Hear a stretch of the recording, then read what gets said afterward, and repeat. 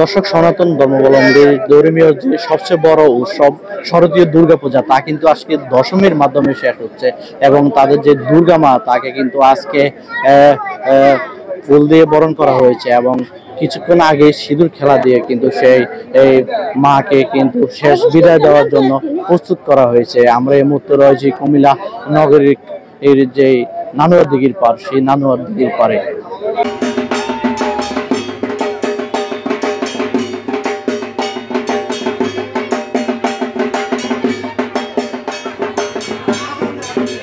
সকালে দশমীর পুষ্পাঞ্জলি দিলাম, তারপর সন্ধ্যা থেকে সিঁদুর খেলা শুরু। আর এখন তো অবশ্যই 4 দিন মায়ের সাথে ছিলাম, আজকে মাকে বিসর্জন দিয়ে দেবো, অনেক খারাপ লাগতেছে। আমাদের পুজো তো কুমিল্লাতে প্রতি বছর অনেক সুন্দর হয়, তবে এবছরও যে আমরা ষষ্ঠী থেকে এই দশমী পর্যন্ত যে আমরা পুজো করেছি কোনো প্রবলেম আমরা ফিল বা ফেস করিনি। তবে এবারে পুজো খুবই আনন্দ কেটেছে আমাদের। ষষ্ঠী থেকে নবমী দশমী পরপর দিনগুলো খুবই আনন্দ এবং খুব সুন্দর কেটেছে এবং আইন শৃঙ্খলা কোনো প্রবলেম হয়নি এবং আইন শৃঙ্খলা খুবভাবে মানে নিয়ম মাফিকভাবে শৃঙ্খলাভাবে পুজো সম্পন্ন হয়েছে। আমাদের কুমিল্লাতে কোনো বিঘাত ঘটেনি। দেখো, আমাদের দশমীটা আজকে মা চলে যাবে, আমাদের খুবই খারাপ লাগছে।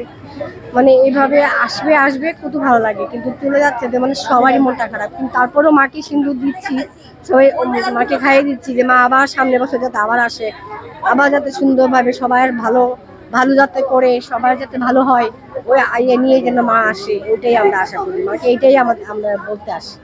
দশমী আজকে থেকে শুরু হলো মার বিদায়ের দিন, আর সেই দিনেই প্রথমে পূজা, তারপরে অঞ্জলি থেকে শুরু হয় সব কিছু। মার বিদায়ের সময় এই যে হালকা হালকা বৃষ্টি, হালকা মার মনের ভিতরে যেমন একটা দুঃখ, সেটা বৃষ্টি দিয়ে প্রকাশ করে, ঠিক আছে। আর এই দিনটা সবার মা মেয়ে সবারই মনটা খারাপ করে, কারণ একটা বছর পর মা আবার আসবে, সেই জন্য আবার মার জন্য অপেক্ষা করে, আবার মার জন্য দুঃখ প্রকাশ করে। এই নিয়েই আর কি বিজয় দশমী। তবে এই দশমীতে খুব আনন্দ, সিঁদুর খেলা হয় আর মিষ্টি ধান দুবরা দিয়ে মাকে বিদায় দেয়। কুমিল্লা মহানগর পূজা উদযাপন কমিটির পক্ষ থেকে, কুমিল্লাবাসীর পক্ষ থেকে বিজয় দশমীর শুভেচ্ছা জানাচ্ছি সকলকে। এই আজকের দিনটা আসলে আমাদের জন্য খুব কষ্টের দিন। আমরা এই 4 দিন খুব আনন্দ করেছি, প্রতিটা পরিবার এই পূজার সাথে সংশ্লিষ্ট ছিল।